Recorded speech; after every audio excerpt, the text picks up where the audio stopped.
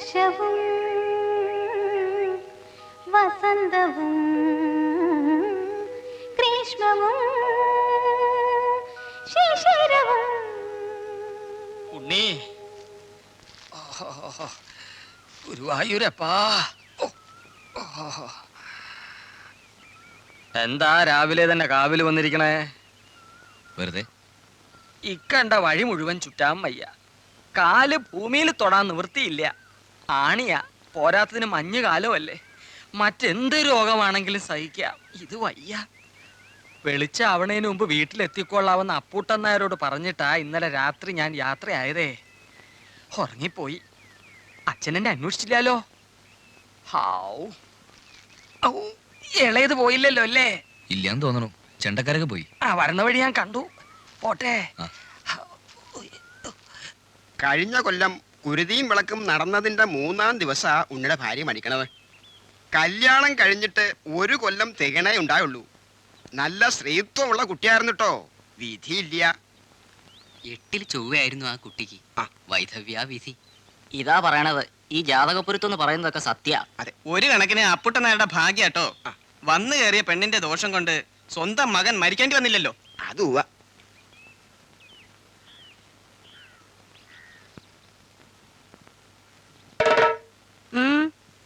എന്താ നിന്നുപോയത്? വെള്ളം ഉണ്ടോ ഒത്തിരി കിട്ടാൻ? ഈ വെളുപ്പാങ്കാലത്തോ? ദാഹിച്ച കുടിക്കണ്ടേ? ഇത്തിരി നടന്ന പഞ്ചായത്ത് കിണറുണ്ട്, കോരി കുടിച്ചാട്ടെ. അതിപ്പോ ഇഷ്ടമുള്ള കിണറ്റിന്ന് കോരി കുടിച്ചാലല്ലേ ദാഹം മാറൂ. ഞാനങ്ങ് വരട്ടെ. ചെണ്ടേ, നേരെ ഒന്ന് വെളുത്തോട്ടടാ. കൂട്ടുകാര് കടവത്ത് നോക്കി നിൽക്കുന്നുണ്ട്. ഉള്ള നേരത്തെ കര പറ്റാൻ നോക്ക്. അതെ, രാത്രി മുഴുവൻ ഉറക്കൊളിച്ച് ചെണ്ടപ്പുറത്ത് വീക്ക കാശ കൊണ്ടുപോയി അരി മേടിക്കട്ടെ സരസു. എന്റെ കുഞ്ഞിരാമേട്ടാ, ഞാൻ എന്താ അയാളെ പിടിച്ചു പറിച്ചോ? നിന്റെ ഈ ചിരി മതിയല്ലോ. പലചരക്ക് കച്ചവടക്കാരൻ മാത്തച്ഛൻ ഇപ്പൊ ഇരുന്ന് ഈച്ചയാട്ടുക. അയാളുടെ കച്ചവടം പൊളിപ്പിച്ചതേ നിന്റെ ഈ ചിരിയാ.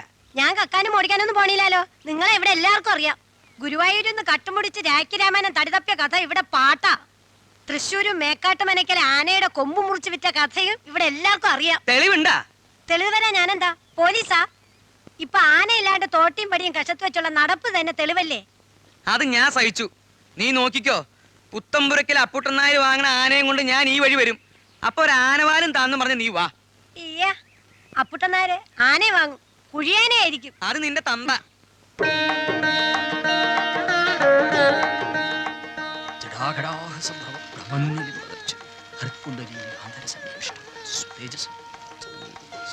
അതീന്ദ്രിയം സുഖമനന്തമാദ്യം ധ്യായേത് പരാനന്ദമയം മഹേശം.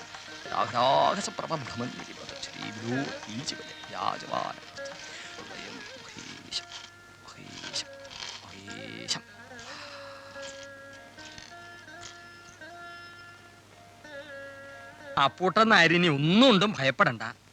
പാപഗ്രഹങ്ങളെല്ലാം ഒഴിയ. ലഗ്നത്തിൽ 9-ാം ഇടത്ത് വ്യാഴനാണ്.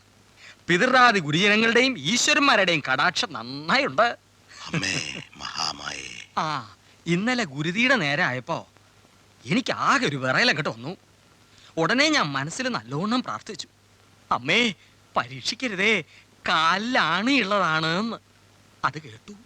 ഇല്ലെങ്കിൽ ഞാൻ തുള്ളിയനെ ഉറപ്പാ. സത്യം പല്ല് ചിലച്ചത് കേട്ടില്ലേ?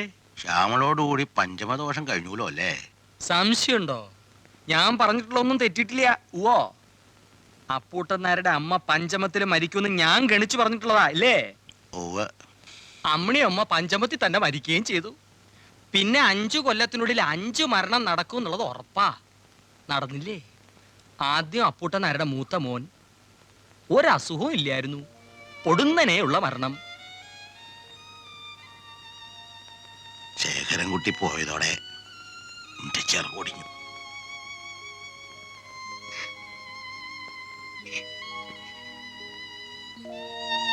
കർമ്മഫലം അനുഭവിക്കാണ്ടേ പറ്റുമോ?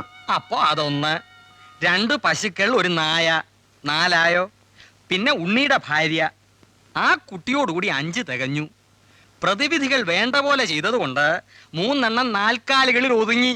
അല്ലെങ്കിലോ? ഇനിയും നോക്കാനില്ലല്ലോ? ഇല്ല. മഹാദേവ, അപ്പൊ പറഞ്ഞ പോലൊക്കെ ചെയ്യാ. ശിവന്റെ അമ്പലത്തില് ഒരു 101 ഇളനീര് അഭിഷേകം നടത്തുക, തൊഴുത്തിന്റെ സ്ഥാനം ഒന്ന് മാറ്റുക, നാൽക്കാലികൾ വാഴുമെന്ന് അറിയണമല്ലോ. ആ പിന്നെ ആനയെ വാങ്ങിക്കാനൊക്കെ വരട്ടെ. ഇപ്പൊ എന്താ അതിന്റെ ആവശ്യം? ഞാൻ പറഞ്ഞു പണിക്കരെ, ആ ഇപ്പൊ അതിനുള്ള സ്ഥിതി ഉണ്ടോ? അത് ഒരാശയാ. ഒറ്റുകോന്നിനെ തളച്ച പാട് തെക്കോർത്തെ പുള്ളിയുടെ തടിമൽ ഇപ്പോഴും ഉണ്ട്. 4 വഴിക്കായെങ്കിലും പുത്തമ്പുരക്കാരും ക്ഷയിച്ചിട്ടില്ല. എല്ലാരും കൂടെ വിചാരിച്ച ഒരാനയെ വാങ്ങി ഇപ്പോഴും തൊടിയിൽ തളയ്ക്കാം. അത് പുത്തമ്പുരക്കാർക്കൊരു അന്തസ്സാ. എന്നെല്ലാവർക്കും തോന്നണ്ടേ? ഡൽഹിയിലും കൽക്കട്ടയിലും ഒക്കെ സ്ഥിരമാക്കിയവർക്ക് ഇവിടെ ഈ കാട്ടുമുക്കിൽ ഒരു ആനയെ വാങ്ങി കെട്ടിട്ട് എന്തിനാ? ഇതൊക്കെ ആ കുഞ്ഞിരാമൻ ഉണ്ടാക്കി വെക്കണ കാര്യങ്ങളാ. കള്ളൻ നിന്നിടത്തൊക്കെ കട്ടുമുടിച്ചു. ഇനി ആനപ്പണി ആരും കൊടുക്കില്ല. അപ്പുട്ട നേരത്തെ ആനക്കാര്യം പറഞ്ഞ് കൂടിയിരിക്കുകയാണ് ആക്കി തിന്നാൻ. ഇവിടുത്തേക്കാണ് വിശ്വാസമാ.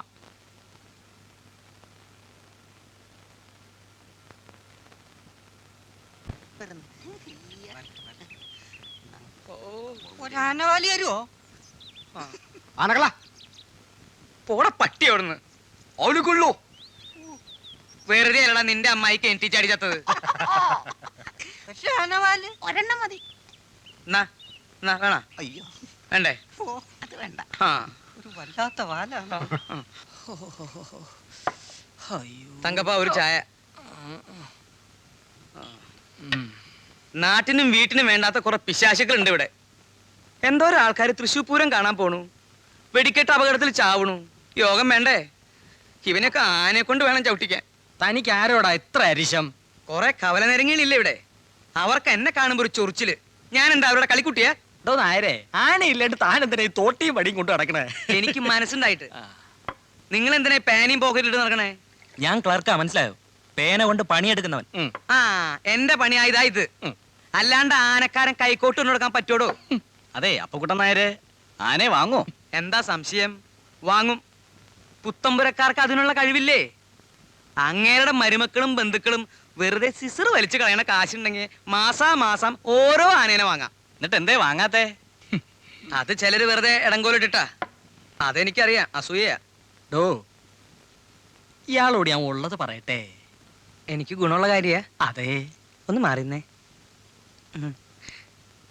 ഈശ്വരന്റെ മനസ്സിൽ ധ്യാനിച്ച് ഒരു പുഷ്പത്തിന്റെ പേര് പറയൂ.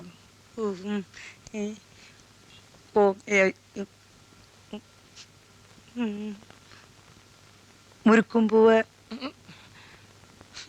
മുരുക്കും പൂവ്.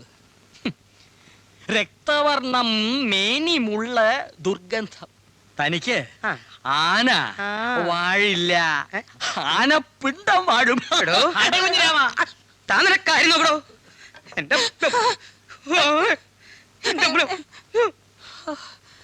ആനയ്ക്ക് മതം പൊട്ടിന്ന് കേട്ടിട്ടുണ്ട്. ആന പാപ്പാനെ മതം പൊട്ടി കാണുന്നത് ആദ്യമായിട്ടാ.